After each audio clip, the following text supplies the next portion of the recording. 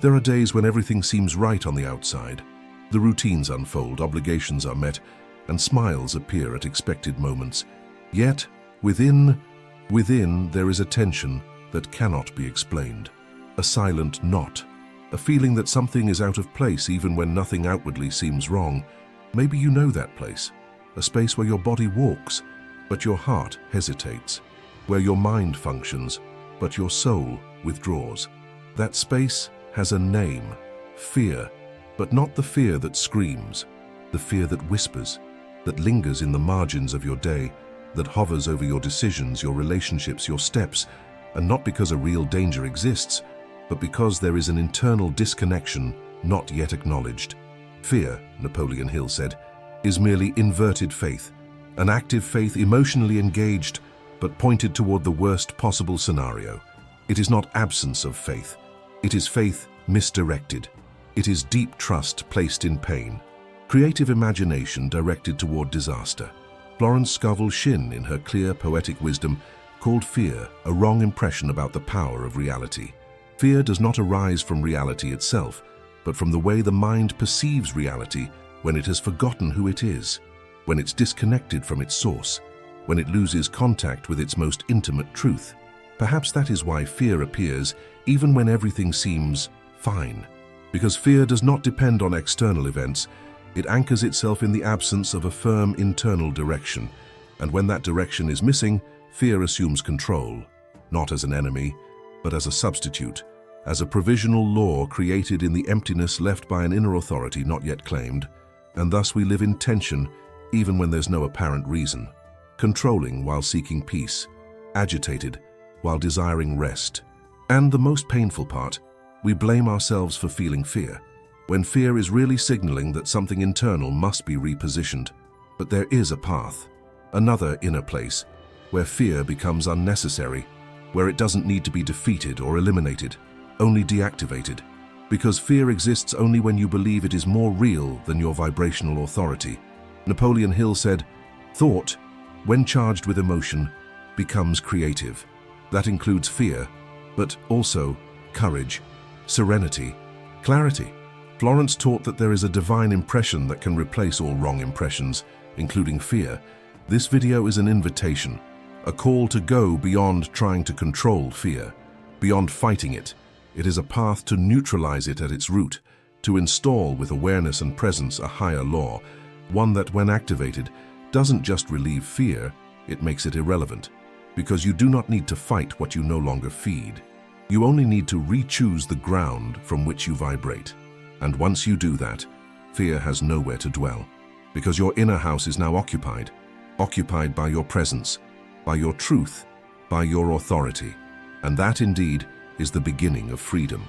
Real fear, the kind that protects, is wise. It arises from instinct.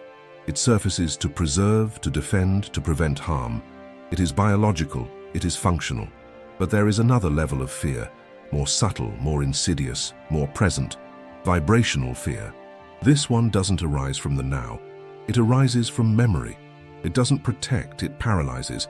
And the most dangerous thing, it masquerades as logic, as prudence, as sanity. But at its core, it is a silent repetition of mental pictures rooted in past traumas, losses, or disappointed hopes. Napoleon Hill described the 6 basic fears that govern the mind when it is not governed by clear inner direction. Fear of poverty, fear of criticism, fear of ill health, fear of loss of love, fear of aging, fear of death. These fears operate quietly. They dictate decisions. They sabotage momentum. They deliver the mind into a state of alarm before any real threat exists. They do so because they find an empty space inside the mind, a territory with no leadership. A consciousness that has not taken charge of its own vibration. When clear spiritual direction is absent, a vacuum forms. That vacuum becomes fertile soil where fear takes root. Without a vibrational foundation, the mind becomes vulnerable to unconscious projections. We begin to react to what could go wrong, rather than act from what already vibrates as truth. We generate internal images of worst-case scenarios, and the body responds as if they were real. Anxiety swells, even without reason. Restlessness rises, even in calm moments. Life becomes a constant state of preparing for tragedies that have not happened and may never happen. All of this has one root: the absence of an internal structure that tells the mind where to go. The absence of a vibrational authority saying, "This is the path." When that is missing, fear steps in, not because it is strong, but because the mind needs direction, and fear offers the first map it can. That is why fear is not the enemy. It is merely a reflection, the echo of a structure not yet built. And where structure is lacking, fear improvises. There is a fine line between faith and fear, dressed as spirituality. Sometimes we approach the divine with devotion, but beneath the surface of prayer, meditation, visualization, what vibrates is desperation. We try to control the invisible as if it owes us explanation or guarantees, and even if we label it as faith, what we truly feel is anxiety. It is not surrender. It is attempt at dominance, not trust. It is hidden fear. There are those who wake early to visualize their future, but in their hearts what pulses is fear of what might go wrong. Some pray fervently, but every utterance hides uncertainty. Some affirm positive declarations, but their bodies vibrate as if in a struggle. Florence Scovel Shinn spoke plainly. You attract what you fear because you vibrate in the frequency of doubt. And that isn't a curse, it's simply vibrational coherence. The universe does not respond to what you say. It responds to what you vibrate. When spirituality becomes performance, it does not heal. When it becomes a routine of control, it does not liberate, it imprisons. In that case, fear isn't just confronted, it's covertly nourished, because every attempt to ensure the result hides a silent mistrust of your connection to the invisible, as if you must prove yourself to a higher force. As if the universe must be convinced of your worth. Fear is not dissolved by more spiritual effort, not with more prayers, more rituals, more repetitions. It dissolves with vibrational repositioning, when you stop acting to escape fear and begin acting from a deeper truth. When you realize the true power is not in controlling the unseen, but aligning with it. When your presence surpasses your doubt. That is where the shift occurs. When the quest stops being for answers and becomes communion. When spirituality stops being bargain and becomes home. When faith stops being a tool and becomes a vibration of quiet trust. That is when fear dissolves, because it finds no shelter where presence resides, because your practice becomes what it was always meant to be. Return to the center, not escape from chaos. There is a subtle but definitive turning point between living at fear's mercy and living from internal authority. That turning point is called assumption. To assume deeply that you are the origin point of your reality, not just as a concept to embrace, but as a vibration to live. Napoleon Hill said, "Whatever the mind can conceive and believe, it can achieve." But many miss the truth that this power activates only when you believe it with body, emotion, vibration, not only with thought. Fear feeds on the absence of that authority. It needs you to doubt yourself, to await external validation, to question your connection with the invisible. Because fear is not an autonomous entity. It is a reflection of your energetic posture. If you place yourself beneath it, it grows. If you position yourself above, it collapses, not because you fought it, but because it depends on you to exist. This is where the law of assumption comes in. Taught by masters like Neville Goddard, this law states that you don't manifest what you want, you manifest what you assume to be real. When you assume vibrationally and emotionally that you already are what you wish to become, fear loses its purpose, because it exists only to guard something you believe is not yet yours. Fear acts in service to avoid, but assumption fills it. This is the silent key. Fear doesn't need to be eliminated, it needs to be transcended, and that doesn't occur through effort, but through repositioning. You do not eliminate fear by confronting it. You transcend it by remembering who you are. By reinstating a new hierarchy, presence over doubt, certainty over supposition, vibrational authority over mental noise. When you recognize yourself as the origin point, fear becomes a relic. Not because it disappears, but because it no longer has function, because what now governs is your choice, and choice is law. Fear is often silent, subtle, unseen, until it molds decisions, shapes hesitation, constricts your voice. It is concealed in your inner pauses, your unspoken doubts, your deferred dreams, but it is still present. And to dismantle it, a realignment is available, simple in principle, yet profound in effect, comprising 3 steps that rearrange your energy in the moment you practice with awareness. Step 1 is to name the fear. Speak it quietly, without dramatization, without pushing it away. Just name it. When you give form to what is hidden, something shifts. The fog organizes. The mind exits confusion and enters clarity. Naming is acknowledgement, and acknowledgement holds power. Step 2 is to ask, does this fear come from now, or is it an ancient echo? This question, asked with introspection and without condemnation, cracks the unconscious pattern. Because more often than not, today's fear was born in yesterday's wound. It is echo, not truth. And once its origin is seen, it loses grip. It loses anchor. Step 3 is the declaration. I revoke the power I gave this thought. Now I reclaim my vibrational authority. This phrase is not magic, but it is a command. It realigns your energetic hierarchy. It communicates to your brain that a new leadership now governs. And the brain, ever obedient, begins recalibrating circuits of alert. Physiology adjusts. Emotion shifts. The vibrational field repositions. This sequence is simple, but not superficial. It demands presence, demands sincerity, demands to see that fear occupies the space you vacated. When you step in consciously, it steps back. When you position yourself as source, it loses function, because its job was never to destroy. It was only to remind you that you had forgotten your command. And now you remember. From a distance, fog looks like a solid wall, dense, impenetrable, blocking the path. Fear operates similarly. It forms at the horizon of the mind, thick with uncertainties, threats, imagined dangers. At a distance, it feels formidable, real, dangerous. But when you walk toward it, something surprising happens. It dissipates, because it was never made of matter. It was formed in projection. Many live avoiding that encounter, creating detours, escape plans, elaborate excuses. But the more we avoid the fog, the larger it becomes. Because fear feeds on distance, it strengthens in the land of what if. Each time we pause out of fear, it gains volume, claims more authority than it deserves. Napoleon Hill used a powerful symbolic image, doors that seem locked but open when pushed with faith. Fear is that door. It seems closed, intimidating, final. But the lock is inside your mind. The lock is the belief, the narrative you still run, the memory you still treat as truth. Courage is not the absence of fear. It is the action in spite of fear. It is walking through fog while trembling. It is trusting that solid ground emerges underfoot with the first step. Because that is exactly what happens. Step into awareness and fear unravels, not because you annihilate it, but because you face it. And simply by looking straight at it, you unravel half its illusion. Fear seems real when you haven't walked far enough toward it. And the thing that dissolves fear is not force, it is presence, truth, that silent step that says, I will not run anymore. At that moment, what was shadow becomes mist. What was mist becomes clearing.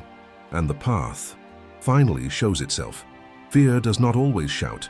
Sometimes it speaks softly, in the guise of prudence, in logic, in reasonable caution. And so it infiltrates the decisions that matter most, those born from love, clarity, vision, but end up shaped by invisible distrust. Those steps are not taken from faith. They're taken from fear disguised as rationality. Many don't notice, but they are designing their paths based on certain questions. What if I fail? What if I regret? Is it too risky? Those questions don't arise from wisdom. They arise from fear. And when fear advises, destiny narrows, possibilities close, opportunities lose their color, because everything shaped by fear walks toward contraction. Florence Scovel Shinn put it plainly. Every choice made in fear will be revisited by regret, not because it necessarily produces suffering, but because in time the soul senses you acted beneath your truth. And nothing wounds more than realizing you abandoned yourself when you most needed to stand firm. Fear creates illusions of clarity. It masquerades as rationality, prudence, maturity, but beneath it we're running from daring to dream, running from commitment to expansion, running from the discomfort of growth, because growth demands shedding old protections, and that always hurts. But true success, spiritual success, does not build on fear. It blooms where the love for your inner truth outranks the hunger for mental security, when you choose to risk being who you truly are over staying safe as half. When you recognize that important decisions shouldn't guard against failure, they should honor your calling. In that moment, everything shifts, because when you choose from soul, not fear, you activate a different frequency, one where the universe answers with aligned opportunities, not corrective lessons, because life hears the source of your choice, and when it comes from fear, it echoes limitation, but when it comes from love, it opens doors fear would never dare approach. Fear thrives on noise, on swirling thoughts, incessant worries, urgent demands. It finds refuge in external voices, in pressure, in endless stimulation. But there is a place where fear loses all strength, and that place is silence, interior silence. Silence is not absence of sound, it is presence of awareness. Inner silence is a vibrational state. It is the choice to withdraw from the surface and descend into the core. It is the space where questions stop echoing and the heart begins to speak. And when that inner voice is heard, fear cannot anchor itself, for fear cannot live in presence. It survives on anticipation. Most try to beat fear with more effort, more motion, more control. They invent strategies, solicit advice, race for solutions. But fear is not undone through resistance. It dissolves through serenity, that quiet that is not passivity, but alignment, the courage to stop, to breathe, to listen to what has been drowned out far too long. Florence Scovel Shinn said that fear is a misperception about the power of reality, and only in silence can we truly see that. In silence, mental monsters lose their inflation, wounds show their true size, and the soul, our quiet, firm guide, reappears with calm wisdom. This is the secret. Fear needs noise to seem big. It needs disorder to seem urgent. It needs distraction to keep functioning. But as soon as you close your eyes and turn inward, something changes. The field reorganizes. Frequency rises. What seemed unbearable becomes bearable. What seemed dangerous becomes only unknown. And the unknown, when embraced with presence, becomes a portal, not a prison. In that space, you realize you never needed to conquer fear. You just needed to stop feeding it. And its sustenance was always your absence. The moment you return within, fear fades. Not because you expelled it, but because it no longer has a dwelling in conscious presence. Fear was never your tyrant. It was simply a servant gone rogue, unleashed into territory without leadership. When Napoleon Hill said, "The mind needs direction," he referred to the necessity of positioning yourself as the silent commander who organizes, instructs, and guides your energy. Without that command, fear takes over. Without that presence, it implants itself. But there exists a higher law, a silent, unarguable law, the law of internal command. That law arises when you decide not to remain captive to inherited voices, feared narratives, unchallenged assumptions. Neville Goddard said, "You don't manifest what you want. You manifest what you assume to be real." And that is the key. Fear sustains itself when you assume it as truth. But the moment you assume your vibrant authority, fear collapses. That authority does not shout.